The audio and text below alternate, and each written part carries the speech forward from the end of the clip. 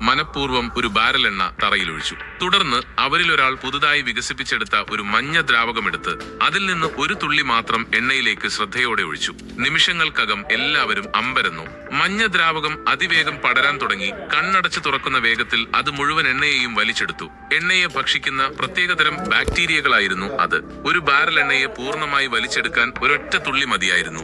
അതിനിടയിൽ എണ്ണക്കുള്ളിൽ നിൽക്കുകയായിരുന്ന സ്ത്രീ അലറി വിളിക്കാൻ തുടങ്ങി. അവരുടെ ഷൂസ് ഉരുകുകയായിരുന്നു. ബാക്ടീരിയ ഷൂസിനെയും തിന്നാൻ തുടങ്ങി. പരിഭ്രമിക്കേണ്ടെന്ന് ശാസ്ത്രജ്ഞരിൽ ഒരാൾ അവരോട് പറഞ്ഞു. കാരണം അവരുടെ ഷൂസിൽ പ്ലാസ്റ്റിക് അടങ്ങിയിരിക്കാൻ സാധ്യതയുണ്ടെന്നും പെട്രോളിയം ഉൽപ്പന്നങ്ങൾ കൊണ്ടുണ്ടാക്കിയ എന്തും തിന്നാൻ കഴിവുള്ളവയാണ് ഈ ബാക്ടീരിയകളെന്നും അദ്ദേഹം വിശദീകരിച്ചു. മിനിറ്റുകൾക്കുള്ളിൽ തറയിലെ എണ്ണ ഒരു തുള്ളി പോലും അവശേഷിക്കാതെ അപ്രത്യക്ഷമായി. തങ്ങളുടെ ജോലി പൂർത്തിയാക്കിയ ശേഷം ബാക്ടീരിയകളും ഇല്ലാതായി. ഇത് കണ്ടപ്പോൾ എല്ലാവരും ആഹ്ലാദിക്കാൻ തുടങ്ങി. കാരണം ലോകത്തിലെ എല്ലാ എണ്ണശേഖരവും നശിപ്പിക്കാൻ ഈ ദ്രാവകം ഒരു ആയുധമായി ഉപയോഗിക്കാമെന്ന് അവർക്ക് മനസ്സിലായി.